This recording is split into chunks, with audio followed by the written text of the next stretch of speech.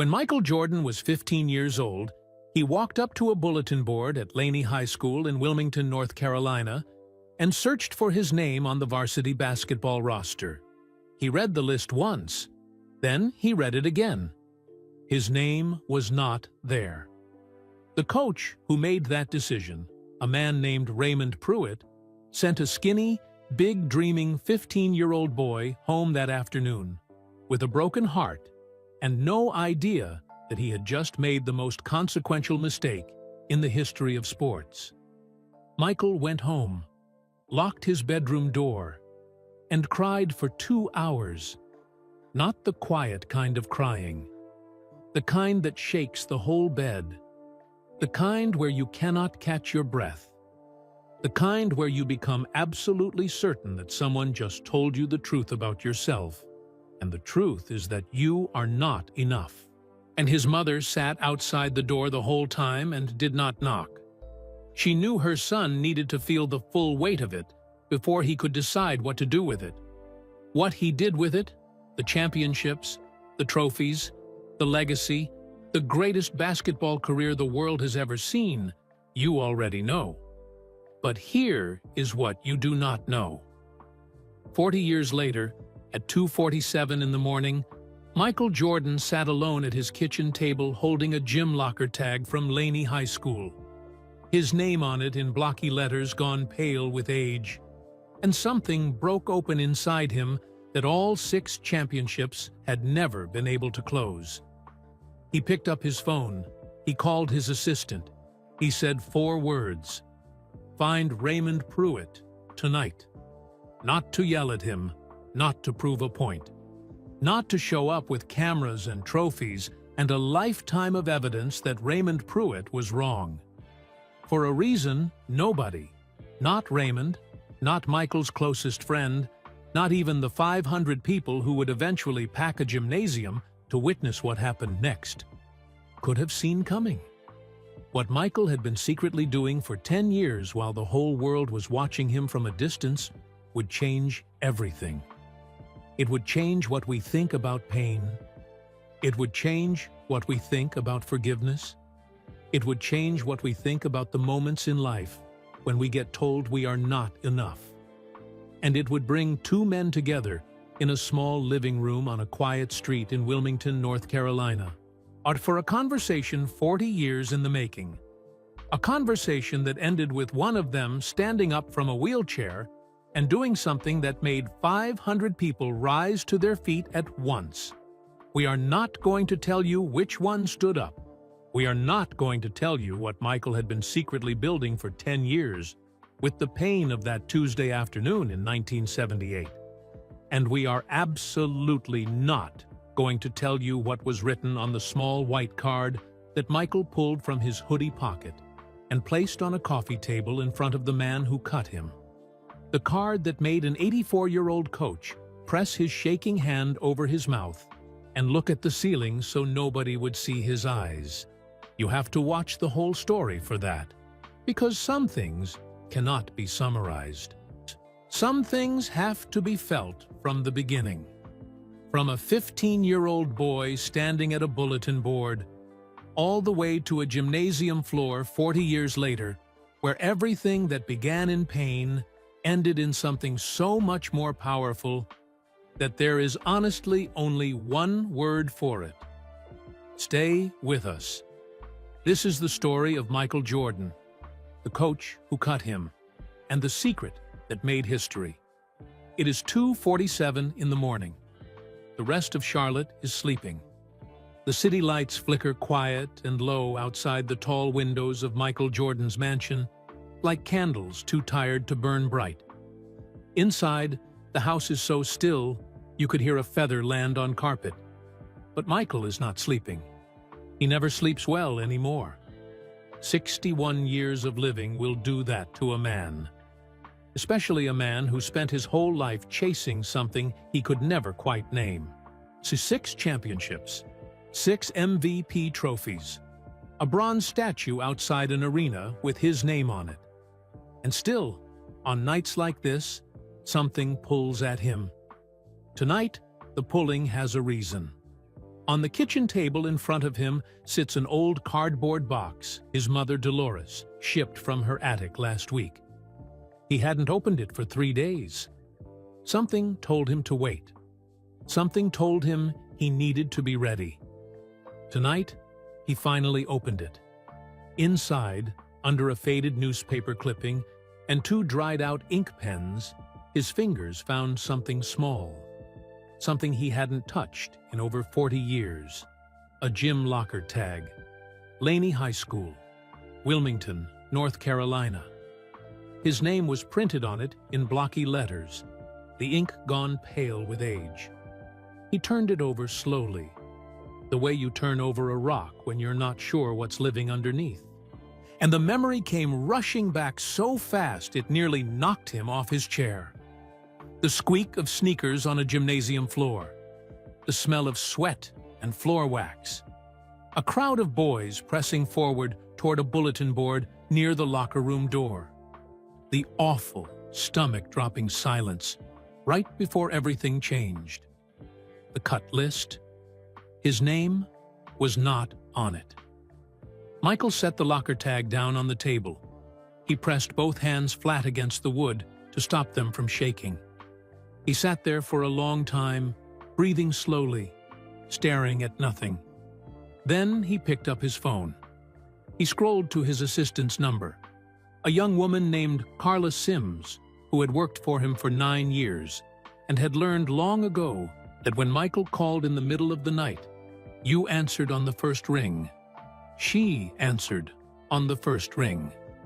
Michael's voice was low and steady. I'm not angry, not sad, just certain. The same voice he used when he decided to come back from retirement. The same voice he used in the fourth quarter, with the game on the line. He said 4 words. Find Raymond Pruitt. Tonight. Carla did not ask who Raymond Pruitt was. She did not ask why it couldn't wait until morning. She simply said, I'll call you back in an hour, and hung up. Michael set the phone face down on the table. He picked up the locker tag again. Outside, a car passed slowly down the empty street, its headlights sliding across the ceiling like a clock hand counting seconds. Michael watched the light move and disappear, and he thought about a 15-year-old boy who cried for 2 hours in a locked bedroom while his mother sat outside the door and said nothing. Because some pain you have to feel completely before you can carry it forward. He thought about everything that came after that day. The 5 o'clock mornings, the bleeding hands, the championships, the legacy.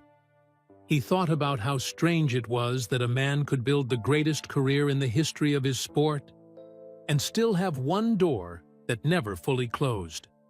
One gymnasium, one bulletin board, one name written on a clipboard by a coach named Raymond Pruitt. Michael Jordan sat alone in his kitchen at 2:47 in the morning and made a decision he had been slowly making for 40 years without realizing it. It was time to go back to Wilmington.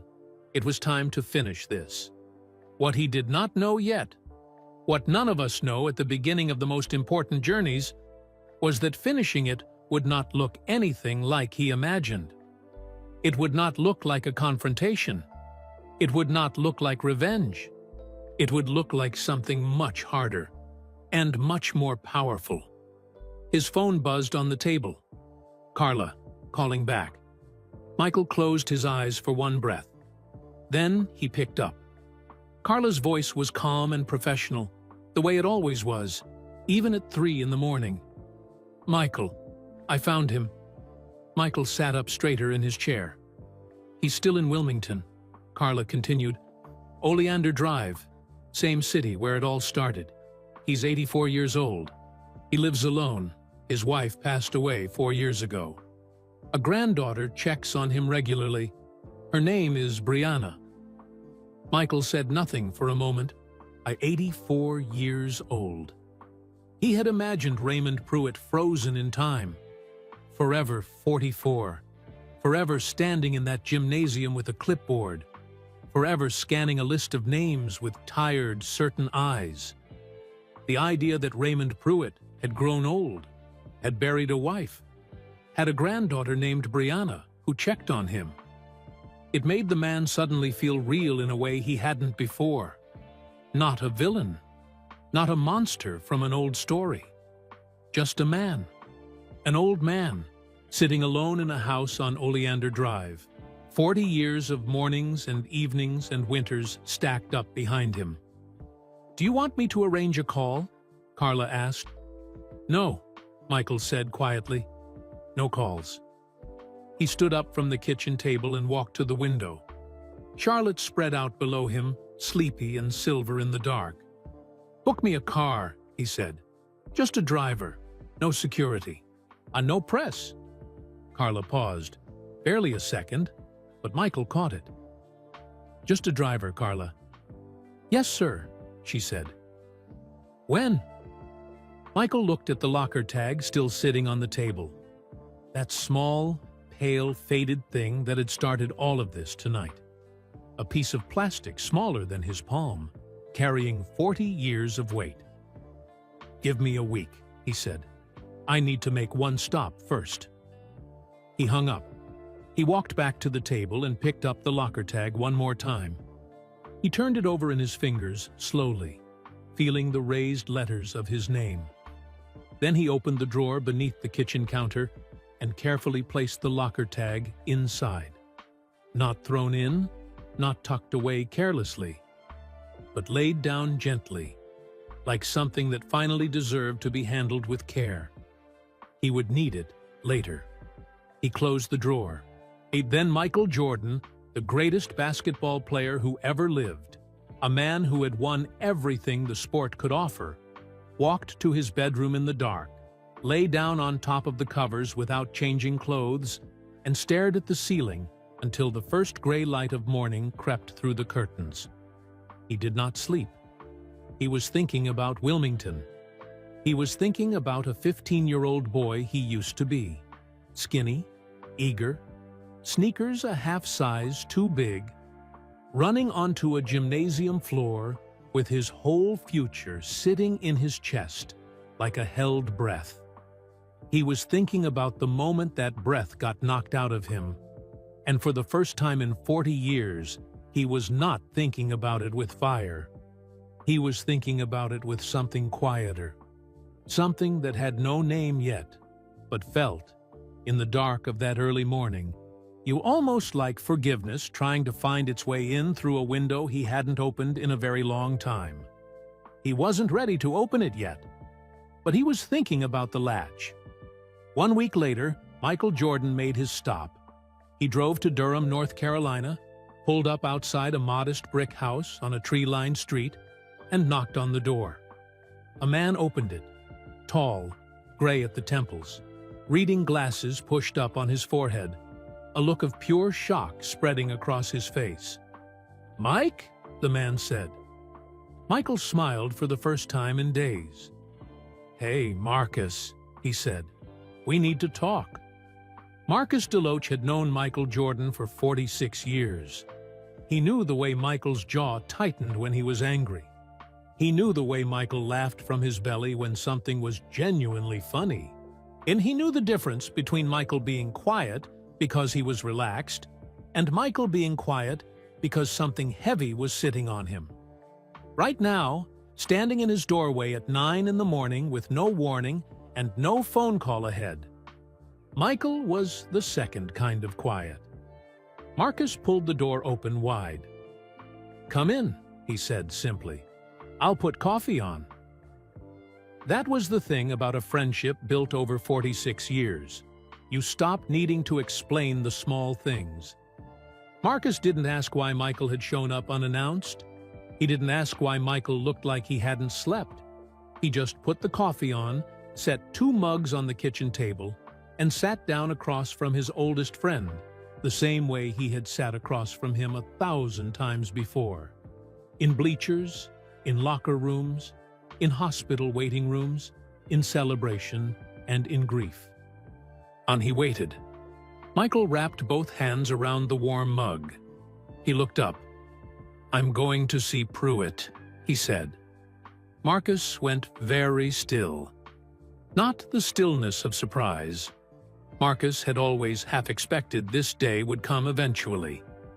It was the stillness of a man who suddenly understands that a conversation he has been quietly preparing for his entire adult life is finally, actually, happening. He set his own mug down carefully. "When?" Marcus asked. "Soon," Michael said. "But first, I needed to sit here with you. Because you were there, Mark. You were the one standing next to me at that bulletin board. You read the list before I did." Marcus looked at the table. That was true. He had never forgotten it. The way his eyes found Michael's name, or rather, the way his eyes searched for Michael's name and kept not finding it. He was reading the list twice, 3 times. The sick, sinking feeling of understanding settling into his stomach like cold water. Turning around to walk back down that hallway, not being able to look his best friend in the eye. "I've thought about that hallway a lot," Marcus said quietly. "So have I," Michael said. They sat with that for a moment. The coffee steamed between them. Outside, a bird landed on Marcus's porch railing and then flew away, as if it had reconsidered. "What are you going to say to him?" Marcus asked. Michael was quiet for a long time. "I don't know yet," he said finally. "That's the honest answer. I've been carrying this story for 40 years, and I always thought I knew exactly what I'd say if I ever stood in front of that man. I had whole speeches written in my head, whole moments planned out." He paused. "But last night, when Carla told me he was 84 and living alone and his wife was gone, all those speeches just kind of fell apart, you know?" Marcus nodded slowly. He knew. "He's not the man I was angry at anymore," Michael continued. "That man was 44 years old and standing in a gymnasium. This man is 84 and sitting in a house on Oleander Drive with nobody but a granddaughter visiting on Saturdays." He picked up his mug, set it back down. "I'm not going there to win something, Marcus. I think I'm going there to finish something. And I don't know what finishing it looks like until I'm standing in front of him." Marcus looked at his friend for a long time. This man he had watched grow from a heartbroken 15-year-old crying in a locked bedroom into the most celebrated athlete the world had ever seen.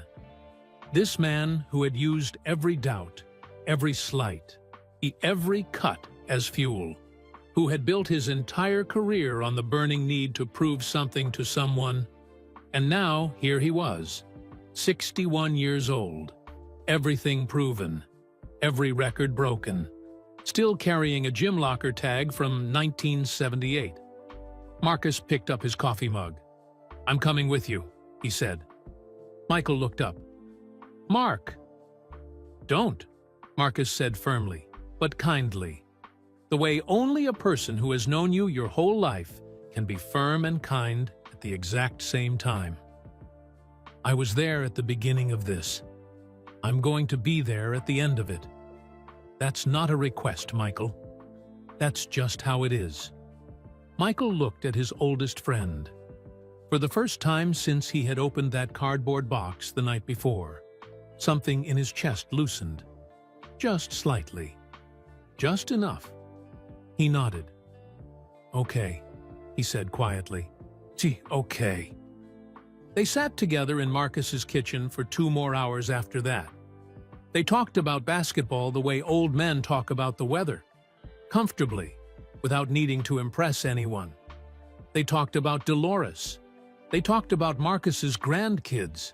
They talked about everything except Raymond Pruitt, because they had already said what needed to be said about Raymond Pruitt, and everything else would happen in Wilmington.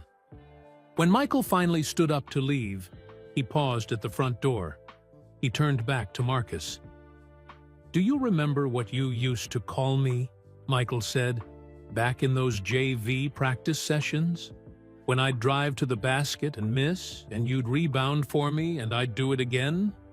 Marcus smiled, slow and warm and full of 46 years. Unstoppable, he said. I used to say, run it again. Unstoppable. Michael nodded. Nobody else called me that, he said. Not one other person in the world. Just you. He opened the door. I'll call you with the date, he said. Be ready. He walked back to the car.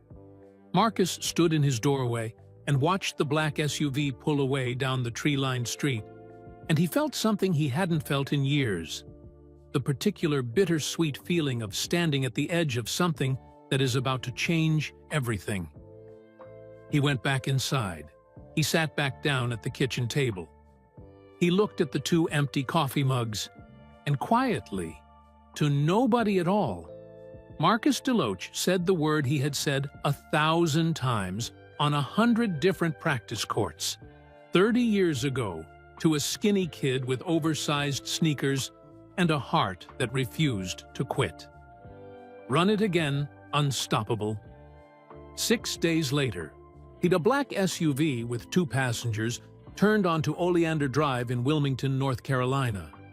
It slowed to a stop in front of a small house with a porch light on and a bird feeder swinging gently in the morning breeze. In the passenger seat, Michael Jordan sat very still. He looked at the house. He breathed. It was smaller than Michael had imagined. All those years of building this moment up inside his head. The confrontation, the conversation, the closed door finally swinging open. And the place where it would all happen turned out to be a small cream-colored house with a green front door, a cracked concrete path leading up to the porch, and a wind chime hanging from the eave that turned slowly in the morning air. A hummingbird feeder hung near the window. Empty. Michael noticed that detail and felt something move through him quietly. Were an empty bird feeder on the porch of an 84-year-old man living alone. Such a small thing. Such a heavy thing. Marcus was looking at the house too, from the back seat. Neither of them spoke. The driver, a quiet, broad-shouldered man named Gerald, who had driven Michael for 3 years, and understood that silence was sometimes the most professional thing you could offer, kept both hands on the wheel and looked straight ahead. Finally, Marcus said, soft as a secret, "You ready?" Michael didn't answer right away. He was looking at the green front door. He was thinking about doors, how many he had walked through in his life, how many arenas, how many locker rooms, how many moments that felt impossible until they weren't. He had walked through every one of them. This was the only door he had ever been afraid of. And not because of what was on the other side, but because of what he might find out about himself once he walked through it. No, Michael said honestly. Then he opened the car door anyway. That was the thing about Michael Jordan that nobody ever talked about. Not the documentaries, not the biographies, not the highlight reels. The thing that made him different was never that he wasn't afraid. It was that he moved forward anyway. Every single time. Fear in his chest and feet moving forward. That was the whole secret. That was all it ever was. He stepped out onto Oleander Drive. The morning air was cool and smelled like cut grass and something sweet he couldn't identify. Honeysuckle, maybe, climbing the fence at the side of the house. Birds were arguing in the oak tree at the edge of the yard. So a dog barked somewhere down the street and then went quiet. Wilmington. He hadn't been back in years. The city had changed. New buildings, new roads. The whole skyline shuffled around like someone had picked it up and set it back down slightly differently. But this street felt old. This street felt like it had been sitting here patiently, unchanged, waiting. Marcus climbed out of the back seat and came to stand beside him. The two of them stood on the sidewalk in front of the small cream house. Two old men with a lifetime between them, looking at a green door. "You know," Marcus said quietly, "I used to imagine this moment too. Not as often as you, probably. But I used to think about what it would look like if you ever came back here." "What did you imagine?" Michael asked. Marcus thought about it honestly. "Something louder," he said. Michael almost smiled at that. Almost. He started up the cracked concrete path. Each step felt deliberate. Not slow, deliberate. The way you walk when you understand that the ground beneath your feet means something. The wind chime turned above the porch. The honeysuckle smell grew stronger. Michael reached the green door and stood in front of it. He raised his hand. He knocked 3 times. Not too hard, not too soft. The knock of a man who has made up his mind. There was a long pause from inside the house. Long enough that Michael heard his own heartbeat. Long enough that Marcus, standing 2 steps behind him on the path, shifted his weight from one foot to the other. Then they heard movement. Slow, careful footsteps. The kind that belong to someone who has learned to be patient with their own body. On the shuffle and pause of a man whose knees ask permission before each step. The footsteps stopped on the other side of the door.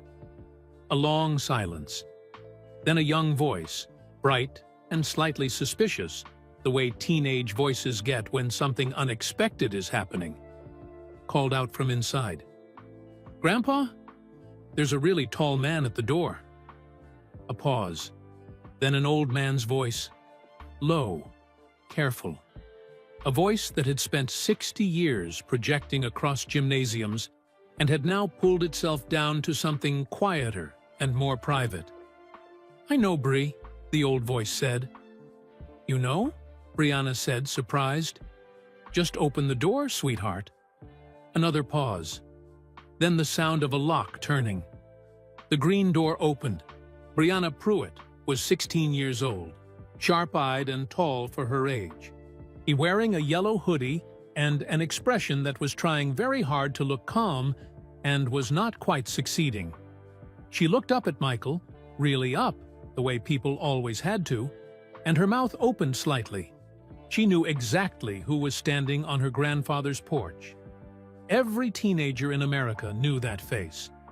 But she recovered quickly, because she was Raymond Pruitt's granddaughter, and Raymond Pruitt's granddaughters did not rattle easily. She stepped back from the door. And there, across the small living room, in a worn armchair beside a window with afternoon light falling across his lap like a blanket, sat Coach Raymond Pruitt, 84 years old, white-haired, thin at the shoulders, hands folded in his lap, and looking directly at Michael Jordan with eyes that were tired and clear and full of 40 years of something that had been waiting, just like this street, just like this door, just like this morning, to finally be said out loud. Michael stepped inside. The green door closed softly behind him. Brianna pressed her back against the kitchen wall, and the 2 men looked at each other across a room that suddenly felt like the whole world had shrunk down to fit inside it. Nobody moved. Nobody spoke. The living room was small and warm and packed with a whole life lived. Framed photographs covered nearly every surface. Black and white wedding pictures, school portraits, a faded team photo of a basketball squad from what looked like the early 1980s. A bookshelf along the far wall held trophies, some of them tarnished with age, their little golden figures frozen mid-jump, mid-reach, mid-victory. A reading lamp in the corner threw soft yellow light across everything. On the side table next to Raymond's armchair sat a coffee mug, still steaming. He had been awake. He had been sitting here, Michael realized, waiting. Michael looked at the man in the chair. Raymond Pruitt looked back at him. Up close, in the quiet honesty of a living room rather than a gymnasium, Raymond looked exactly like what he was. A man who had lived long and worked hard and lost people he loved and carried things he never put down. His face was deeply lined. His white hair was thin but combed neatly. His hands, folded in his lap, were the hands of someone who had spent decades gripping a clipboard, blowing a whistle, shaping young people whether they thanked him for it or not. His eyes were steady, but his hands were shaking. Michael noticed the hands first, then the eyes, in that order, because the hands told the truth that the eyes were trying to hold together. Raymond Pruitt was afraid too. That understanding moved through Michael like warm water.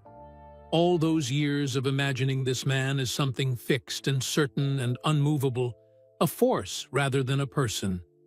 And here he was, shaking hands, steaming coffee, afternoon light. Just a man. Michael walked to the couch across from Raymond's chair and sat down without being invited. Raymond watched him do it. Brianna hovered near the kitchen doorway for exactly 4 seconds before her grandfather's eyes flicked toward her with a look that every grandchild in the history of the world has understood to mean, "Give us the room." She disappeared into the kitchen, but she pressed her back flat against the wall just inside the doorway because she was 16 and curious, and some moments are too important to miss entirely. Marcus came in quietly behind Michael and took a seat near the door, off to the side, the way a person sits when they are there to witness something rather than participate in it. He folded his hands in his lap and looked at the floor. This was not his conversation. He had known that from the beginning. Silence settled over the room like snow. The wind chime on the porch turned in the breeze outside. A car passed slowly down Oleander Drive. The coffee in Raymond's mug stopped steaming. Then Raymond spoke. His voice was low and unhurried. The voice of a man who had stopped rushing things a long time ago. "I wondered when you'd come," he said. Michael held his gaze. I wondered too," he said. Another silence, but different this time. Not empty, not uncomfortable. The silence of two people who have arrived at something after a very long journey and are taking one breath before they step the rest of the way in. Raymond unfolded his hands and placed them flat on his knees. "I imagine you have some things to say," Raymond said. Not defensive, not braced, just open. The way someone stands in the rain when they've decided there's no point in running from it anymore. Michael leaned forward, elbows on his knees, hands clasped together. He looked at the floor for a moment, then back up. "I do," Michael said. "But not the things you're probably expecting." Raymond's expression shifted slightly.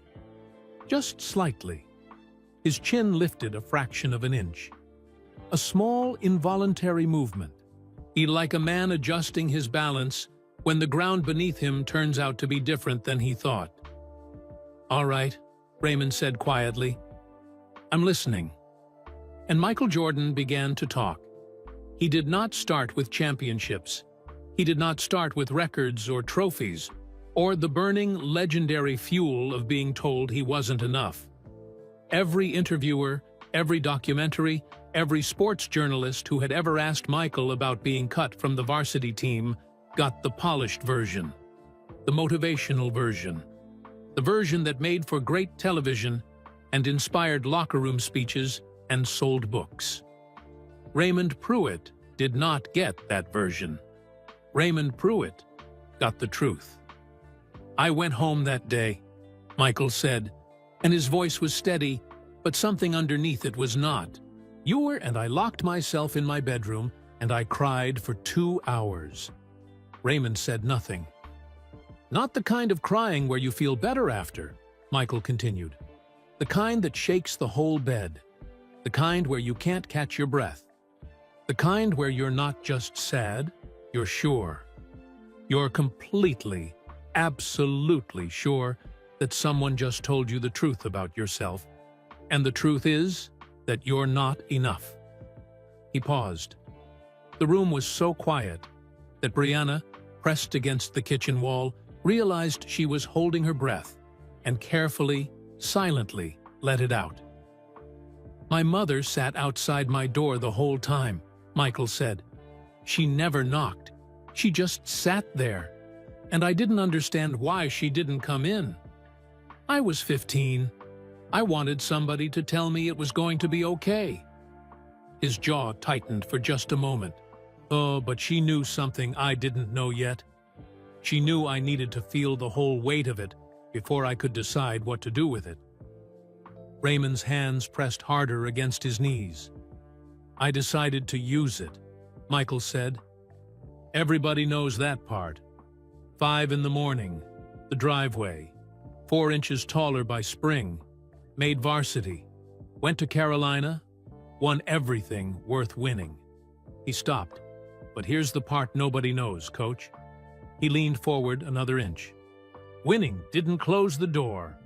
Raymond looked at him. "Even when I had the first championship," Michael said slowly, "some part of me was still standing in that hallway at Laney High, reading a list and not finding my name. Some part of me never left that hallway. I carried that boy into every arena I ever walked into. And mostly, that was a good thing. Mostly, that was the engine. But sometimes, in the quiet, it wasn't an engine." He looked directly at Raymond. "Sometimes it was just a 15-year-old boy who still wasn't sure if he was enough." The words landed in the room like something physical.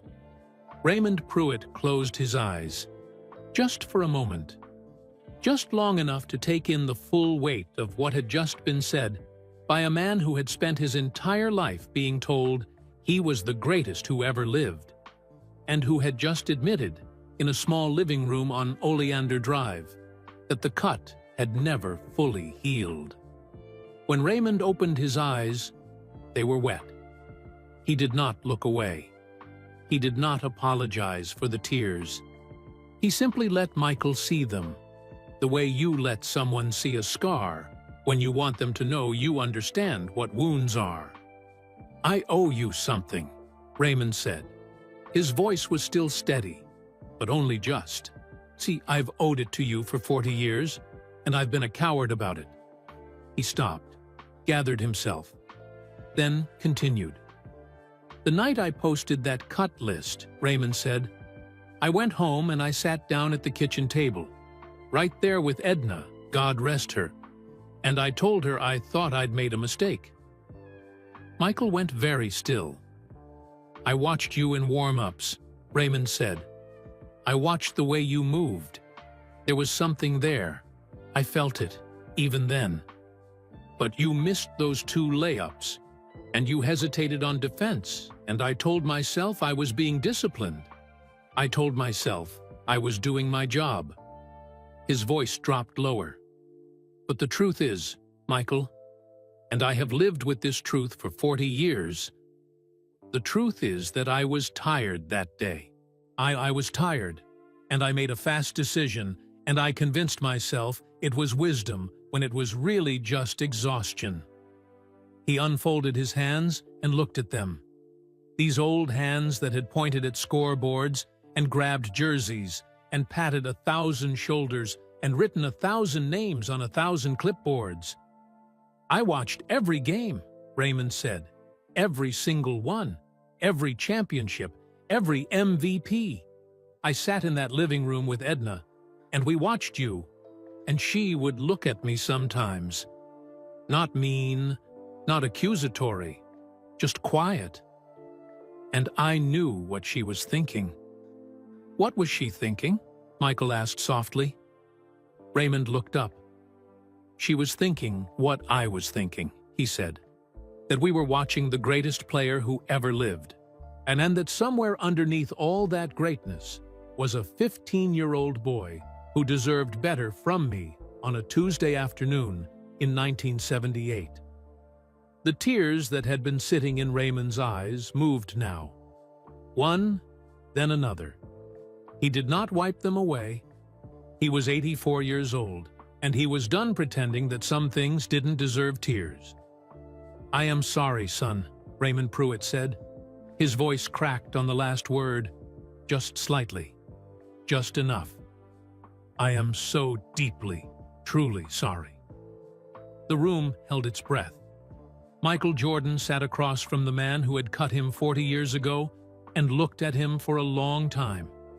This old man with shaking hands and wet eyes and 60 years of coaching, and one mistake he never put down, and felt something happen inside his chest. Not explosion, not triumph. Something quieter than both of those things. Something that felt, finally, like release. He leaned back against the couch cushions. He breathed. And then, slowly, Michael Jordan nodded. Not as acceptance of an apology. Not as forgiveness granted the way a judge grants a verdict, but as recognition. As one human being looking at another human being across the distance of 40 years and saying without words, "I see you. I hear you. And I did not come here to destroy you. I came here because we both deserve to put this down." Marcus DeLoach, sitting quietly near the door, looked at the ceiling. He was not going to cry in front of these two men. He had made that decision firmly on the drive down from Durham. He was definitely about to cry in front of these two men. Brianna, pressed against the kitchen wall, had both hands over her mouth. The wind chime turned on the porch. See, and then Michael said something that nobody in that room, not Marcus, not Brianna, not Raymond Pruitt himself, was prepared for. "Coach," Michael said, "I need to tell you why I really came here today." He reached into the inside pocket of his gray hoodie. He pulled out something small, something pale and faded, with blocky letters printed across it in ink gone thin with age. A gym locker tag. Laney High School. His name on it. He set it on the coffee table between them. Raymond looked at it. "I've been carrying that for 40 years, Michael said, "and I brought it here today because I want to tell you what I built with the pain of it. Because you deserve to know. And because what I'm about to tell you is the real reason I'm sitting in your living room this morning." He looked at Raymond. "Sure, there's something Marcus knows that you don't know yet." In the kitchen doorway, Brianna lowered her hands from her mouth. She looked at Marcus. Marcus looked at Michael. And Michael Jordan reached back into his hoodie pocket. He pulled out a folded piece of paper. Not fancy, not official looking, just a single sheet of white paper, folded in thirds, the kind you'd pull from a printer in a home office. He unfolded it carefully and smoothed it flat against his knee. Then he looked at Raymond. "I need Marcus in here for this," he said. Raymond nodded toward the door. Michael turned and looked at his oldest friend. "Mark," he said simply. Marcus stood up from his chair near the door. He walked across the living room slowly, the way a person walks when they know the ground they're crossing is sacred. He pulled a chair from beside the bookshelf, set it next to Michael's side of the coffee table, and sat down. He looked at Raymond. Raymond looked back at him. For a moment, neither of them spoke. This old coach and this old friend. Two men connected to each other by nothing except one boy and one bulletin board and one Tuesday afternoon in 1978 that changed everything for all three of them in ways none of them fully understood until right now, in this room, on this morning. Then Marcus did something unexpected. He smiled. Not a small, polite smile. A real one. Deep and warm and carrying something inside it that looked almost like relief. Like a man who has been holding a wonderful secret for a very long time and has finally been given permission to let it go. "Coach Pruitt," Marcus said. "My name is Marcus DeLoach. I've been Michael's best friend since we were 9 years old. I was the one who read the cut list before he did." Raymond nodded slowly. "I remember you." he said quietly. Water jug. Marcus blinked, then laughed, a short, surprised sound. Water jug, he confirmed. That's me. He leaned forward now, elbows on his knees, mirroring Michael's posture without realizing it. I've been a high school basketball coach in Durham for 30 years, Marcus said. And in 30 years, the thing I've spent the most time on, more than plays, more than conditioning, more than anything else, is the kids who got cut. Raymond listened carefully. The ones who didn't make the team, Marcus continued, the ones who walked away from a bulletin board feeling like the world just told them something permanent about who they are. I've coached hundreds of kids like that, and every single time I sat down with one of them, every single time I looked a kid in the eye after a cut and tried to find the right words, I thought about Michael. He paused. I thought about a skinny 15-year-old in oversized sneakers who went home and cried for 2 hours and then woke up the next morning and started over. Raymond's jaw tightened slightly. And I thought about something I never told Michael until about 3 weeks ago, Marcus said. Michael looked at him. This was the part Marcus had asked permission to tell.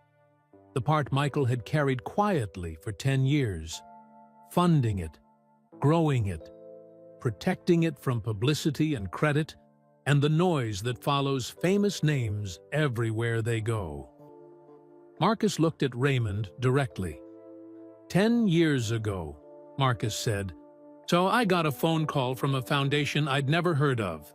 They told me they wanted to fund a scholarship program at my school. Full college scholarships for athletes who had been cut from their high school teams. No strings, no press, no naming rights, just money and one requirement. Raymond frowned slightly. What requirement? Every recipient had to write an essay, Marcus said, answering one question. He let the pause breathe. What did losing teach you? Raymond sat with that for a moment. Outside, the wind chime turned. A cloud moved across the sun, and the light in the living room shifted, went softer, then came back.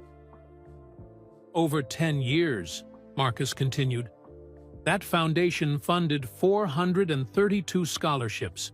If 432 kids who got cut, who got told they weren't enough, went to college because of that program. He stopped, looked at Raymond. I didn't know who was behind it for the first 8 years, Marcus said. The foundation used a different name. Nobody knew. And then, 2 years ago, I found out. He glanced sideways at Michael. Michael was looking at the coffee table, at the gym locker tag sitting there between him and Raymond, like a small, pale bridge connecting two sides of 40 years. It was Michael, Marcus said. It had always been Michael. Raymond turned to look at the man sitting across from him. Michael didn't look up right away. He was quiet for a moment, in the way he got quiet, when something mattered too much for rushing. Then he looked up. I called it the cut, Michael said simply, and the words fell into the room and settled there. The cut. Raymond's mouth opened slightly, then closed. 432 kids, Michael said. Every one of them wrote that essay. Every one of them answered that question. And I read every single one. He picked up the folded piece of paper from his knee. I brought one with me today, he said. I want to read it to you. Because out of 432 essays, this one stopped me completely.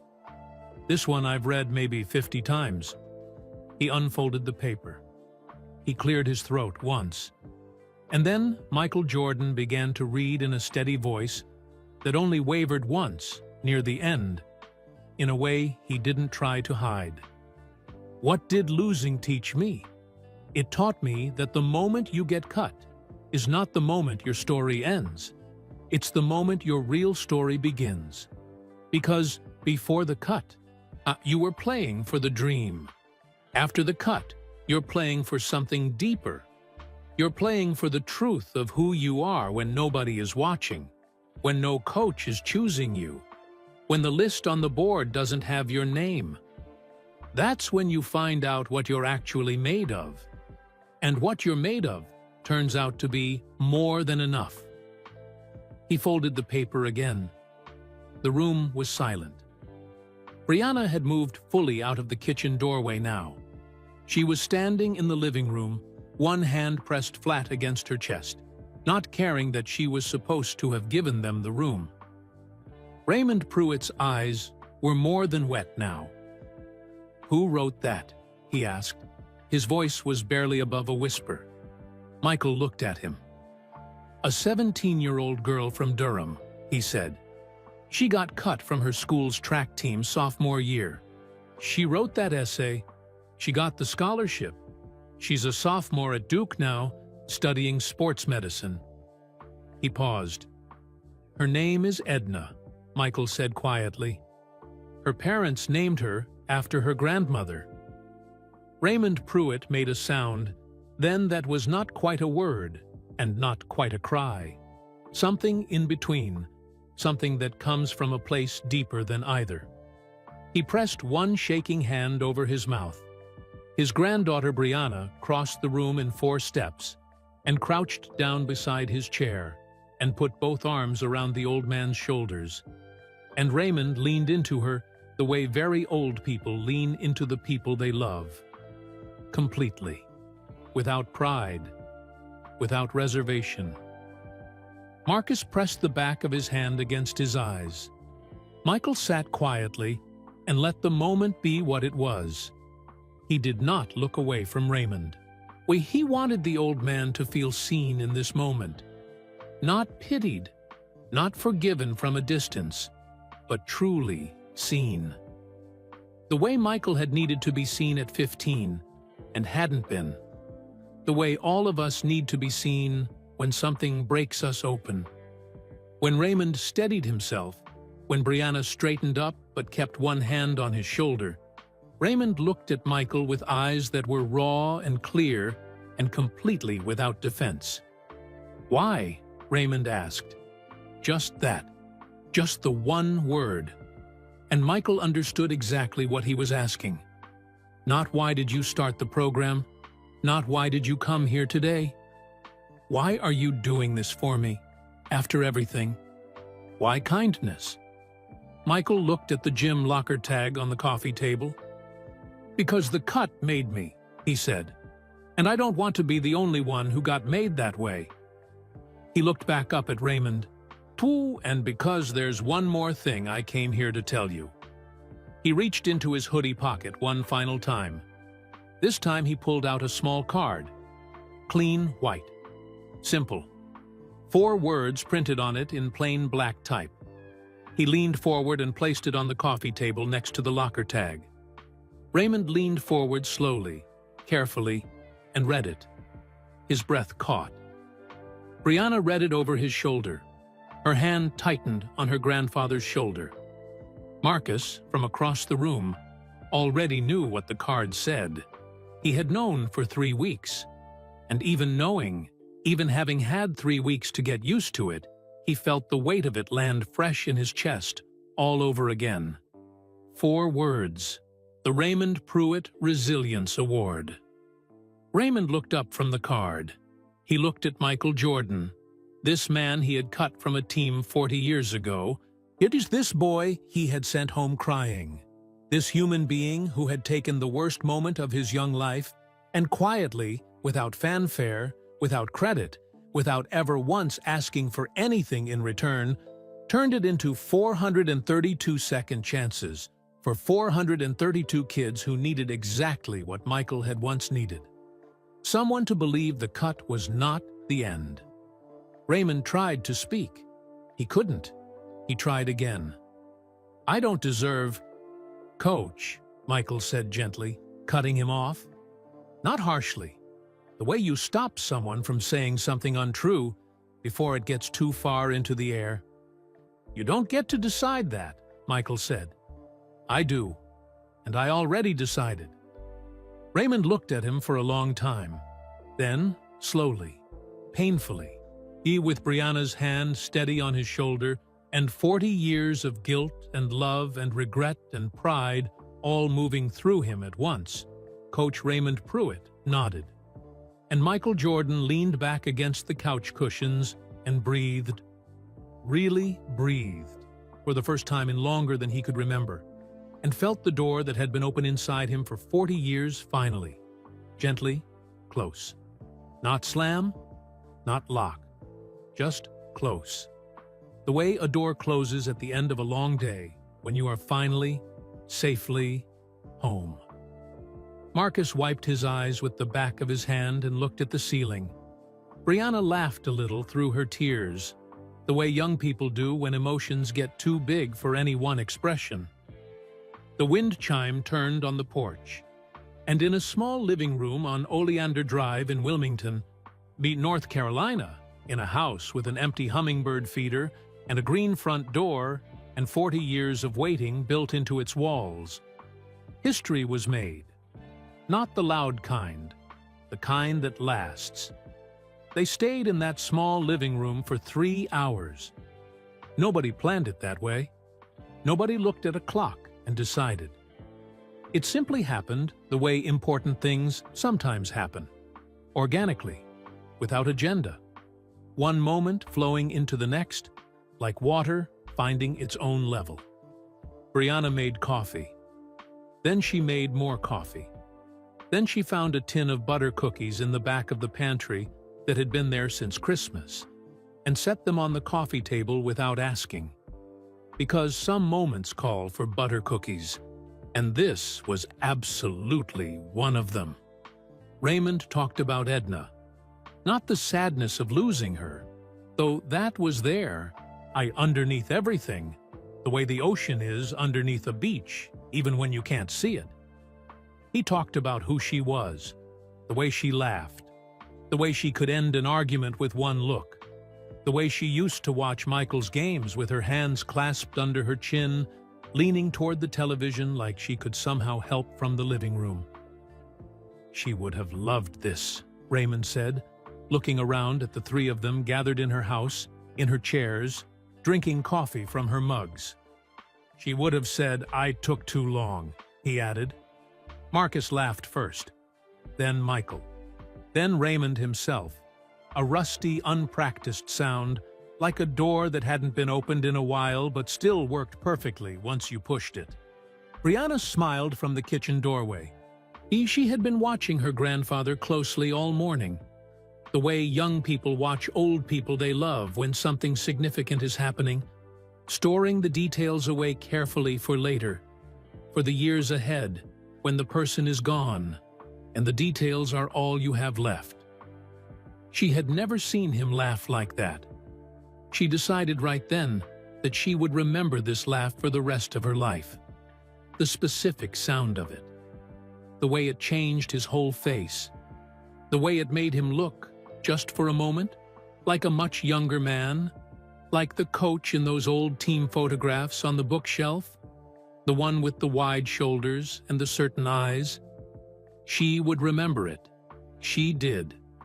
They talked about basketball, the way people talk about a river they all grew up beside, with easy familiarity, with love, was with the particular fondness you have for something that shaped you so completely you can't imagine who you'd be without it. Raymond talked about his championship teams, not boastfully, reflectively. The players he remembered most weren't the stars. They were the ones who worked the hardest with the least natural ability, the ones who stayed after practice, the ones who showed up to every optional session, the ones who refused to be defined by their limitations. Those are the ones I think about, Raymond said. The grinders, the ones who decided that talent was just a starting point and effort was the whole game. He looked at Michael. "You were always one of those," he said quietly, "even before I knew it." Michael nodded slowly, not with pride, with understanding. "My father used to say," Michael said, That God gives you the clay, but the shaping is up to you. Raymond pointed a finger at him. Smart man, he said. The smartest, Michael agreed. Marcus, who had known Michael's father, James, nodded at the table and said nothing. Some names you honor with silence. It was Marcus who eventually brought the conversation back to the cut. Not abruptly, gently, the way you turn a ship, so gradually that the passengers barely feel the change of direction. The essays, Marcus said. Tell him about the essays, Michael. Not just the one you read. Tell him what they all said. Michael considered this for a moment. Then he began. He told Raymond about a boy from Greensboro who got cut from his football team at 15 and used the scholarship to study engineering, and now designed prosthetic limbs for veterans. And he told him about twin sisters from Raleigh who both got cut from their school's swim team in the same week and wrote their essays together, submitted two separate pieces that somehow told one complete story. He told him about a boy named Theodore from a small town outside Charlotte who had never played any sport at all, but had managed the equipment for his school's baseball team for 3 years, hoping to earn a spot, never got one, wrote the most devastating and beautiful essay in the entire 10-year history of the program, and was now in his first year of law school. Theodore's essay, Michael said, was the one that made me realize the program had grown beyond anything I'd imagined. Because Theodore wasn't a player. He was just a kid who loved the game and kept showing up even when the game didn't love him back. He paused. Urs, that's the thing about the cut, he said. It turned out to be about something bigger than basketball. It was about every kid who ever got told no and had to figure out what to do next. Raymond was quiet for a long moment. Then he said something that surprised all three of them. I want to meet them, he said. Michael looked at him. The kids, Raymond said. The scholarship recipients. I want to meet them. Not all 400. I understand that's not possible, but some of them. He straightened slightly in his chair. I'm 84, not dead. I still have things to say. I still have things to give. He looked at Michael steadily. If you're naming something after me, Raymond said, I want to earn it going forward. In whatever time I have left, I want to spend some of it looking those kids in the eye and telling them what I should have told every kid I ever cut. What's that? Brianna asked from the doorway. She had stopped pretending she wasn't listening entirely. Nobody minded. Raymond looked at his granddaughter. That the cut is information, he said, not verdict. It tells you where you are. It doesn't tell you where you're going. He looked back at Michael. That's what I should have said to you, Raymond said, that day in 1978. I should have pulled you aside and said, son, you're not ready yet. Yet. That one word changes everything.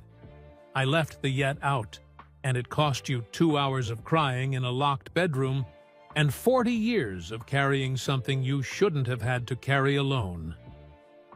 The room was quiet. Yet, Michael repeated softly, and he turned the word over the way he had turned the locker tag over in his fingers the night before, feeling its weight, feeling its shape. Such a small word, such a different story it would have told. Yet, he said again, and this time something in his face shifted.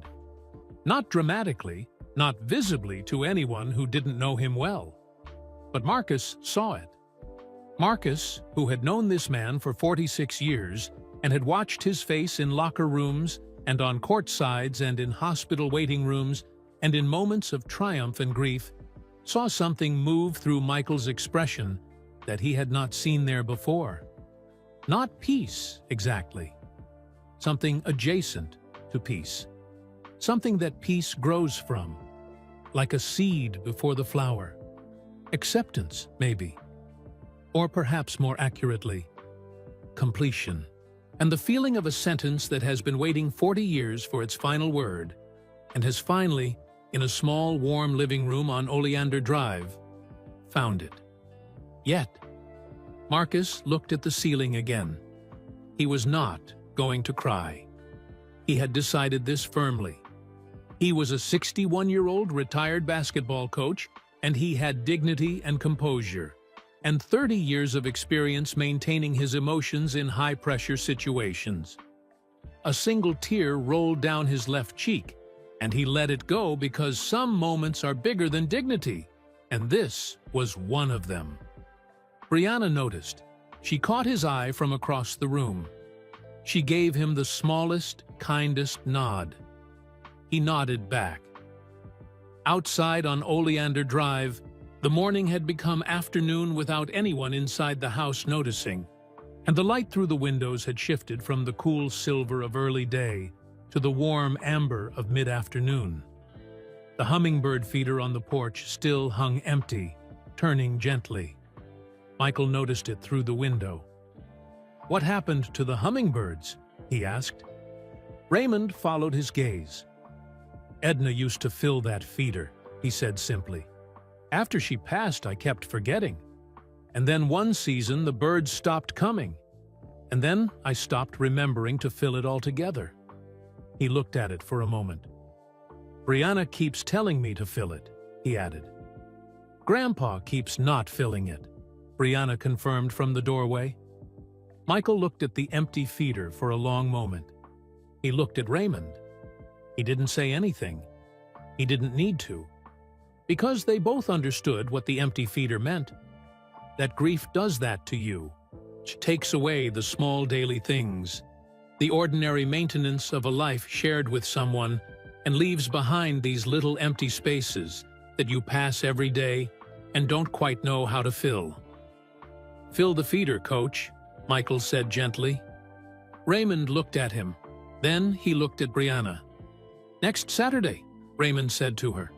"Remind me." Brianna smiled. "I'll remind you every Saturday until you do it." "That's what I'm afraid of," Raymond said. But he was smiling when he said it. That same rusty, unpracticed, wonderful smile. It was Marcus who finally looked at his watch and made the sound of a man reluctantly acknowledging that the world outside this living room still existed and had obligations in it. "We should talk about the ceremony," Marcus said. Michael nodded. Raymond looked between them. "What ceremony?" he asked. Michael reached into his hoodie pocket one final time. He had been reaching into that pocket all morning. The locker tag, the folded paper, the white card. Raymond had started to wonder, with the dry private humor of a very old man, whether the hoodie had a bottomless quality to it, like a magician's hat. This time Michael pulled out an envelope, cream-colored, sealed. The kind of envelope that contains something official. He leaned forward and placed it on the coffee table next to the locker tag and the white card with the 4 words on it. 6 weeks from today, Michael said, we're holding the first public ceremony for the Cut Scholarship Program. 500 people. Wilmington. The gymnasium at Laney High School. Raymond's eyebrows rose slowly. Laney, he said. Laney, Michael confirmed. Same gym, same floor, same building. He looked at Raymond steadily. I want you there, Michael said. Not in the audience, on the stage. I want you to help me give the first Raymond Pruitt Resilience Award to its first official recipient. The silence that followed was the longest of the morning. Raymond looked at the envelope. He looked at the locker tag. He looked at the card with the 4 words. He looked at Marcus, who gave him a simple, honest nod. He looked at Brianna, who had both hands pressed together in front of her mouth, and was looking at him with an expression that contained everything. Love, hope, pride, the particular brightness of a young person watching an old person be given a gift they have deserved for a long time. He looked at Michael Jordan and Coach Raymond Pruitt, 84 years old. "You're a man who had not stepped foot inside a gymnasium in 3 years because his knees made it difficult and his heart made it complicated," picked up the cream-colored envelope from the coffee table with his shaking hands and held it carefully. "I'll be there," he said. His voice was steady. His hands were not. But he held the envelope like he meant it. And that was enough. That was more than enough. Gerald, the driver, was still sitting patiently in the black SUV outside when Michael and Marcus finally emerged from the small cream house 2.5 hours after they'd gone in. He started the engine without a word. Michael paused on the cracked concrete path.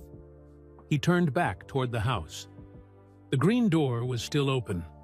Raymond was standing in the doorway, slowly, carefully, one hand on the frame for balance. Brianna stood just behind him, her hand light on his back. The two men looked at each other across the front yard. No words, just a nod. From Michael. Then from Raymond. The kind of nod that means everything that words are too small to carry. Michael turned and walked back to the car. He got in. He looked straight ahead. After a long moment, Marcus said quietly from the back seat, "How do you feel?" Michael thought about it honestly. "Like I put something down," he said. "Something I've been carrying so long, I forgot I was carrying it." Gerald pulled away from the curb. As the car moved slowly down Oleander Drive, Michael turned and looked back through the rear window. The green door was closed now. The wind chime turned. The empty hummingbird feeder swung gently in the afternoon breeze. Michael faced forward and smiled. 6 weeks is not a long time. It is long enough for seasons to shift slightly at the edges, for the air to carry a different weight in the morning, for the light to fall at a new angle through the trees. But it is not long enough to feel like waiting. It feels more like holding your breath before something you have been moving toward for a very long time finally arrives. For Raymond Pruitt, those 6 weeks felt like both. He filled the hummingbird feeder on the first Saturday after Michael's visit. Brianna did not have to remind him. He was up before she arrived, standing on the porch in his old coaching jacket with a bottle of sugar water, filling the little glass globe carefully, not spilling a drop. The hummingbirds came back within 3 days. He sat on the porch every morning after that and watched them. They were small and impossibly fast, hovering in one place with their wings beating so quickly you couldn't see the wings at all. Just the stillness they created in the middle of all that invisible effort. He thought that was a pretty good description of a lot of things. He thought about Michael. He thought about the essay. The cut is not the moment your story ends. It's the moment your real story begins. He thought about the word, yet. He said it to himself sometimes, quietly, on the porch in the mornings, with the hummingbirds darting around the feeder. Yet, he was 84 years old, and he had run out of time for regret, and he was not going to spend whatever mornings he had left sitting in it. He was going to spend them the way Edna would have wanted, looking forward, filling the feeder, watching what came back. And on the morning of the ceremony, Brianna arrived at Oleander Drive at 7 o'clock. She found her grandfather already dressed. He was sitting in his armchair in his old coaching jacket, navy blue, Laney High School embroidered in gold on the chest, the fabric worn soft at the elbows and cuffs from decades of use. He had pressed his best slacks. He had polished his shoes. His white hair was neatly combed. He looked, Brianna thought, exactly like a coach before a championship game.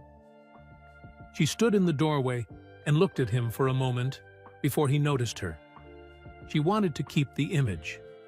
The morning light on his face, the straight back, the quiet certainty in his eyes. She wanted to keep it the way she had kept the laugh from 6 weeks ago, stored carefully for the years ahead. She kept it. "You look good, Grandpa," she said. Raymond looked up. "Don't tell me that, like you're surprised," he said. She laughed. He almost smiled. Almost. He was saving the full smile for later. He seemed to know, the way old coaches know things, that the best moments should be held back until the moment calls for them. They drove to Laney High School together, Brianna behind the wheel, Raymond in the passenger seat watching Wilmington pass by the window. The city that had been his whole life. The streets he had driven 1,000 times, in every season, in every weather, to and from gymnasiums and practice sessions and games that felt, in the moment, like the most important things in the world. They still did. They always would. When they pulled into the school parking lot, Raymond went still. The lot was full. Cars everywhere. More than he had ever seen here outside of a state championship night. A long banner stretched across the entrance to the gymnasium building. He couldn't read it from the car. Brianna parked and came around to his side and helped him out carefully. And he accepted the help without pride, because he had learned, finally, that accepting help gracefully was its own kind of strength. They walked toward the entrance. As they got closer, Raymond could read the banner. The cut. Inaugural ceremony. Honoring those who rose after falling. The Raymond Pruitt Resilience Award. He stopped walking. Brianna stopped beside him. He stood on the sidewalk outside Laney High School in his old coaching jacket and read his own name on that banner 3 times. The morning sun was warm on his face. Somewhere inside the building, 500 people were finding their seats. Somewhere inside, Marcus DeLoach was probably already crying. Somewhere inside, a 17-year-old girl named Edna, who had gotten cut from her track team and written an essay about second chances and was now studying sports medicine at Duke, was sitting in the front row, waiting to receive the first award that would carry Raymond Pruitt's name forward into the future. Raymond read the banner one more time. Then he straightened up. He squared his shoulders inside the old coaching jacket. He took one breath, slow and complete. The breath of a man who has arrived somewhere after a very long journey and is taking just a moment to acknowledge that he made it. "All right," he said quietly. To himself. To Edna. To nobody and everybody. "Let's go." Inside, the gymnasium at Laney High School was transformed. 500 chairs filled the floor in neat rows. The bleachers were pulled out and filled to capacity. Soft lights had been rigged along the rafters, casting the whole space in a warm gold glow that made the old gymnasium look less like a place where games were played and more like a place where something important was about to be remembered. Along one wall, a display had been set up. Photographs, essays, names. 432 names. Each one printed on a small card and pinned to a board that stretched the entire length of the wall.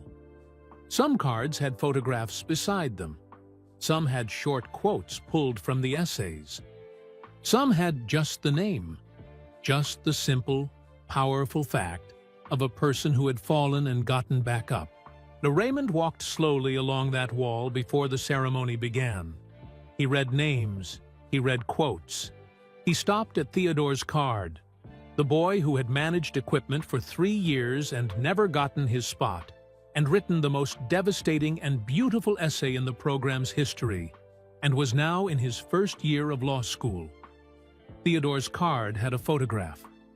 A young man with a wide smile and careful eyes, wearing a suit jacket that looked like it might be the first suit jacket he had ever owned. Raymond put one finger gently on the photograph. "Good for you, son," he said quietly. He moved on down the wall. He did not read every name. There were too many. and his knees were reminding him they had limits and the ceremony would begin soon. But he read enough. He took in enough. Enough to understand. He fully and completely, and without any remaining doubt, what Michael had built with the pain of a Tuesday afternoon in 1978. Something real. Something that would outlast both of them. When Raymond finally reached the end of the wall, Marcus was standing there, waiting for him. Red-eyed already, as predicted, but smiling the deep, warm smile of a man who has spent 30 years coaching kids to get back up, and is now standing in a room full of proof that getting back up is exactly what they do. "You ready?" Marcus asked. Raymond looked around the gymnasium, the filled seats, the warm gold light, the banner, the wall of names. He looked at the court floor beneath his feet. The same floor. The same squeaky, scuffed, beloved floor.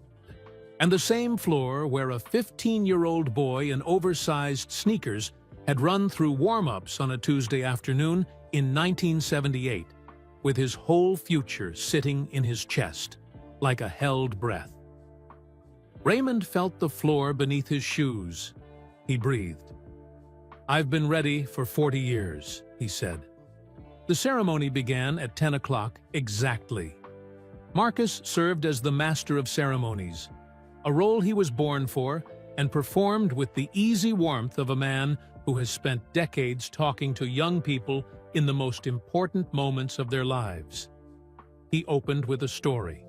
Not about Michael, not about Raymond, about a kid he coached in his second year of teaching, a boy named Gerald Jr., who got cut from the freshman basketball team, quit for a season, came back, made JV, made varsity, earned a scholarship, graduated, and was now... Marcus paused here and looked out into the audience, sitting in the 14th row wearing a tie he had clearly borrowed from someone. Gerald Jr. stood up from the 14th row and waved, grinning, the tie crooked and triumphant. The room laughed. The room warmed. The room became exactly what Marcus needed it to become before the heavier moments arrived. A place where people felt safe enough to feel things. Then Marcus introduced Michael. The room rose before Michael reached the podium. All 500 people on their feet.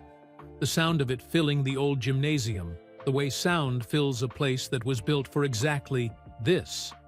For the particular acoustics of something being celebrated, something being honored, something being made permanent. Michael stood at the podium and waited for the room to settle. He looked out at 500 faces. He looked at the front row, where a 17-year-old girl named Edna sat with her hands clasped in her lap and her eyes bright, and her whole future ahead of her like an open court with nobody between her and the basket. He looked at Raymond Pruitt, sitting in a wheelchair just to the left of the podium. His knees had asked firmly for the wheelchair after 2 hours of standing, and he had accepted, gracefully, because he had learned that accepting help gracefully was its own kind of strength. Brianna sat beside him, her hand in his. Michael looked at his oldest friend Marcus, standing off to the side of the stage, with his arms folded and his eyes doing the thing they had been doing all morning. He looked at the wall of 432 names along the far side of the gymnasium. He looked at the banner. He looked at the floor beneath his feet. The same floor. He breathed. And then Michael Jordan. 6 championships, 6 MVP trophies, a bronze statue, a legacy that had outgrown any arena built to contain it, leaned into the microphone and spoke in a voice that was quiet and certain, and completely without performance. "I came here today," he said, "to thank the man who cut me." The room held its breath. Because that cut, that morning when I walked up to a bulletin board and searched for my name and didn't find it, became the most important day of my life. He paused. Let it breathe. Not because it made me angry. Not because it gave me something to prove. He looked at Raymond. But because it showed me who I was when nobody was choosing me. Another pause. And who I was, who I turned out to be, was someone who got up the next morning and started over. He straightened slightly. Coach Pruitt didn't make me great, Michael said. He made me hungry. And hunger... He stopped. The room waited. Hunger, Michael said, never retires. Raymond Pruitt put both hands on the arms of his wheelchair. He pushed himself up. Slowly, carefully, painfully. His knees protested every inch. Brianna rose with him, her hand ready but not grabbing.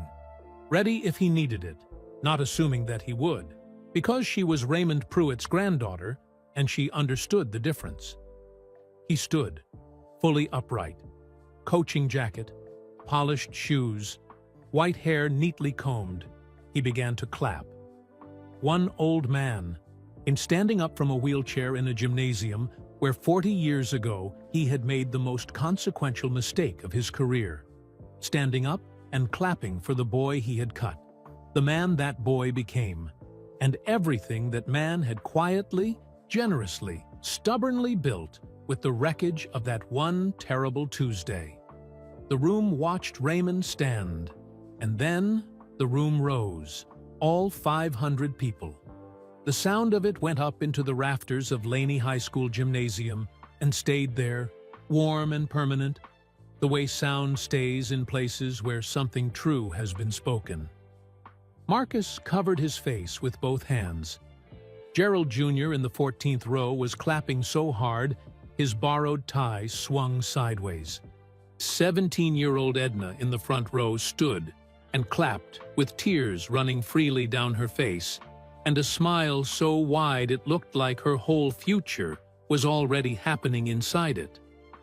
And Michael Jordan stood at the podium and looked at Raymond Pruitt, this old man on his feet, clapping, the coaching jacket worn soft at the elbows, the shaking hands steady enough for this one necessary moment, and felt the last 40 years complete themselves.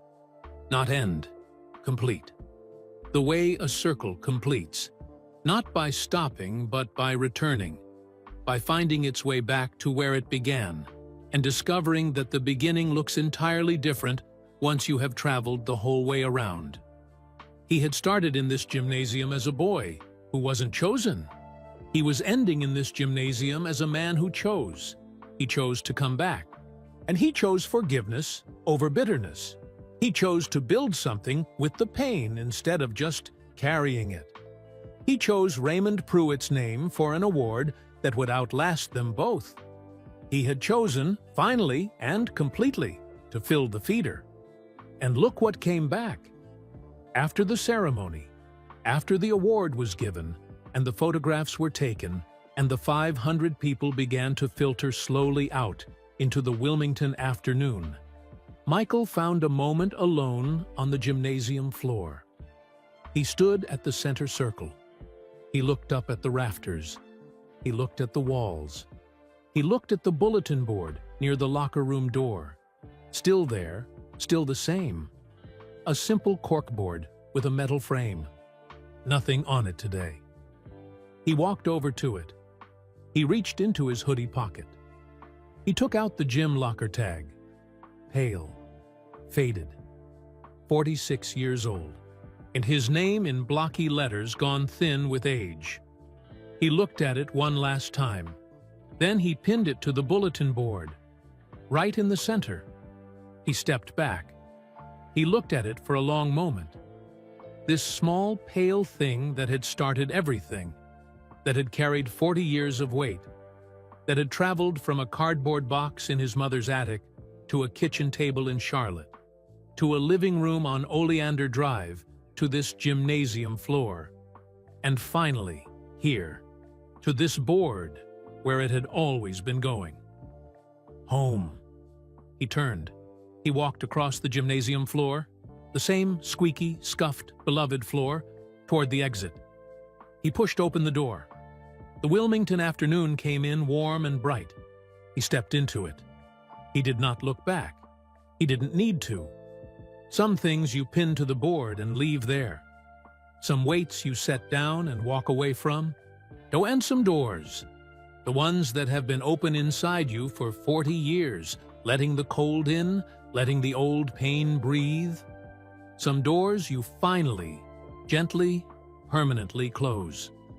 Not because the past didn't matter, because it mattered so much that it deserved to be finished. Michael Jordan walked out into the Wilmington afternoon. Behind him, in the quiet gymnasium, the locker tag hung on the bulletin board in the center of an empty corkboard. His name in faded letters. Still there, still his. Always his. But no longer heavy. Before you go, drop a comment right now and tell us where you are watching from. We have people tuning in from all over the world, and every single comment that comes in makes this community bigger and warmer and more powerful than it was the day before. So tell us your city, your country, wherever you are. We want to know you are here. And if this story moved you even a little, if something in it made you think about a door that closed on you once, or a person who told you that you were not enough, or a moment when you had to decide what to do with the pain, then do one simple thing. Hit the like button. Not for us. For the 15-year-old version of yourself who got cut from something once and had to figure out how to get back up. That kid deserves to have this story reach as many people as possible. And every like you leave tells the world that this kind of story matters. Then hit subscribe, because we tell stories like this one every single week. Stories about real people, real pain, real comebacks, and the kind of stories that remind you what human beings are actually capable of when they choose to be better than their worst moment. Subscribe so you never miss one. And one last thing. There is a video appearing on your screen right now. Click on it. Watch it next. We picked it especially for you, and we think it is going to hit just as hard as this one did. We will see you there.